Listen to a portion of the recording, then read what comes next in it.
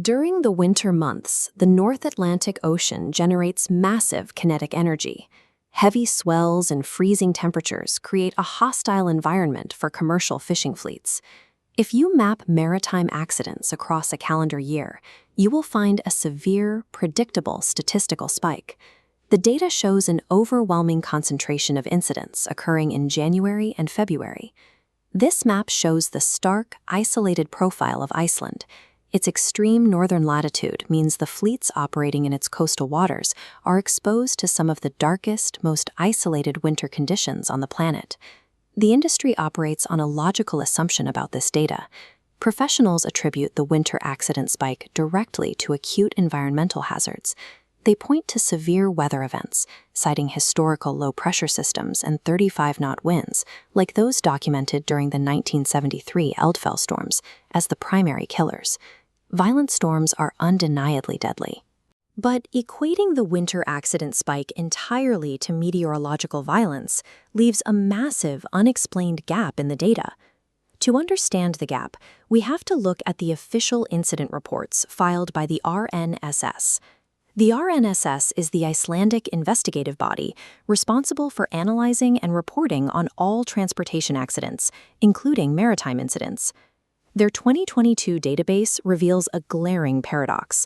A significant portion of severe maritime accidents occur when the weather is officially classified as good. This RNSS bar chart breaks down the leading causes of crew injuries. Data is dominated by falls, crushing injuries, and winch entanglements, rather than towering waves. These specific points represent operational, human operator errors. They are mistakes made on deck, not environmental catastrophes. Preventing these errors requires constant situational awareness. It is the human cognitive ability to perceive, comprehend, and immediately respond to environmental threats. To understand the winter accident spike, we must investigate the systemic biological degradation of the crew. The data points toward the solar cycle, rather than the weather, as the primary variable. If the external environment isn't breaking the machinery, we must empirically analyze what is degrading the human operator managing the system. The Icelandic solar cycle is a hard, environmental absolute that alters human biology. This chart tracks the calendar year against UV index levels to measure vitamin D synthesis. Between October and March, synthesis in the human body flatlines at 0. This deficit triggers specific symptoms. The body experiences B12 depletion, cognitive fatigue, and degraded reaction times. Commercial trawler crews do not rest when this deficit hits. They operate on an operational multiplier of continuous 12 to 18-hour physical shifts. Chronic sleep deprivation acts as a powerful accelerant. It compounds the already depleted biological baseline created by the solar cycle. This state is a measurable physiological degradation of the central nervous system. The central nervous system is the biological network that dictates a human's processing speed and physical coordination. By midwinter, every crew member is operating with a compromised neurological baseline. Their biological threshold for recognizing danger is drastically lowered. We pivot from human biology to the mechanical realities of naval architecture to see exactly how tight the margin for error actually is. In July 2015, the John Håkon capsized off Iceland. The official investigation provides a tragic case study in mechanical tolerances and rapid stability failure. A working deck is a chaotic physical environment. Heavy payloads, shifting cargo, and the movement of complex machinery constantly alter the ship's center of gravity. Naval engineers measure a vessel's safety using stability and the righting arm. The righting arm is the mathematical force that pulls a leaning ship back to an upright position. Routine physical anomalies actively eat into these finite stability reserves. A blocked drainage valve or a shifting net alters the math, reducing the upright force.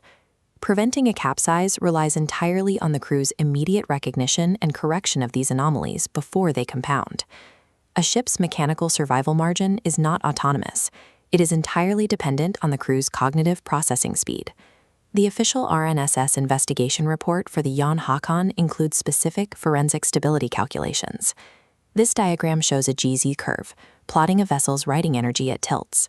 The large arc, GZ1, shows safe maximum righting energy, the physical buffer giving time to react. Contrast that with GZ3, revealing catastrophic energy loss when 3.87 tons of water enters the hold. This introduces the free surface effect. The free surface effect is a physical phenomenon where liquids moving inside a partially filled hold actively pull the ship's center of gravity off balance. It fights the ship's ability to right itself. This updated diagram incorporates a fatal factor: water on deck. This trapped seawater drastically cuts the remaining righting arm, intersecting the safety margin at 22 degrees. The math identifies a point of no return. At exactly 36.05 degrees, the ship completely loses all stability. Preventing that 36-degree tilt requires instantaneous decision-making. The operator must immediately shed load or steer into the swell to survive. When biological fatigue delays a captain's reaction time by even a few seconds, it allows tight mechanical margins to collapse into unrecoverable physics. We can now return to the overarching paradox. Why do the majority of winter accidents happen in good weather? This timeline plots the erratic spikes of weather severity against the smooth, deep U-shaped trough of the biological deficit from October to March. Acute weather systems spike unpredictably. They hit hard, but they offer distinct periods of calm between storms. The biological deficit offers no reprieve. It remains a constant, deepening trough throughout the entire winter season. When we overlay the RNSS accident frequency data, the highest density of accidents correlates perfectly with the deepest point of the biological trough, entirely ignoring the weather spikes. The psychology of the good weather accident is clear. When the storm breaks, the crew's adrenaline drops, but the deep biological deficit remains.